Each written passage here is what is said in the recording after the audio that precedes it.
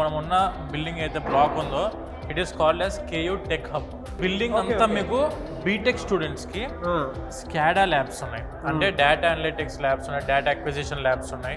తర్వాత when coming to SOC labs ఉన్నాయి, security operation centre ఉంది లోపల, నెట్వర్క్ సెక్యూరిటీ ల్యాబ్ ఉంది, ఐఓటీ ల్యాబ్స్ ఉన్నాయి, హార్డ్వేర్ ల్యాబ్స్ ఉన్నాయి. ఇలా around of about 8 to 10 labs మనకు ఈ బ్లాక్ లో ఉంటాయి.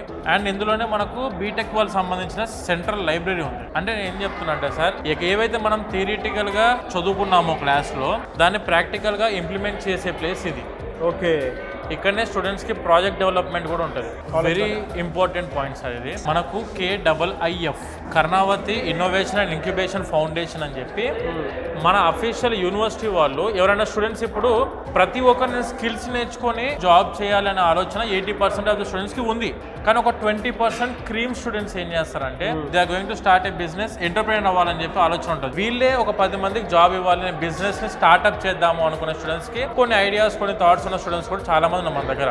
అందులో నుంచి మన KIIF నుంచి మన స్టూడెంట్స్ కి 15 crores వరకు ఫండింగ్ అమౌంట్ యూనివర్సిటీ రిలీజ్ చేస్తుంది. నీతి ఆయోగ్ అని చెప్పి మన సెంట్రల్ గవర్నమెంట్ ద్వారా కూడా ఫండింగ్ మన స్టూడెంట్స్ కి గవర్నమెంట్ ఎయిడ్ ద్వారా మన స్టూడెంట్స్ కూడా అందించే ప్రోగ్రామ్ మన కర్ణావతి యూనివర్సిటీ చేస్తుంది.